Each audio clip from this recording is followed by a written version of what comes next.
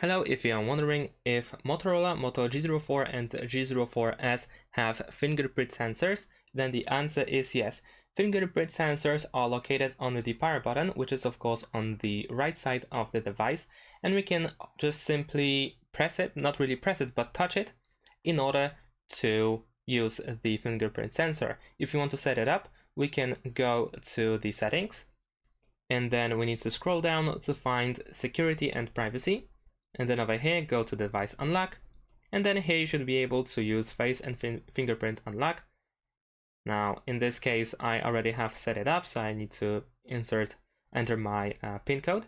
And then over here, we can go to fingerprint, and here you should find your fingerprints. So instead of pressing the power button, I can simply just touch it with my finger, and then it should be unlocked. And that's pretty much it. Thanks for watching, leave a like and subscribe to my channel, and see you in my next videos. Bye!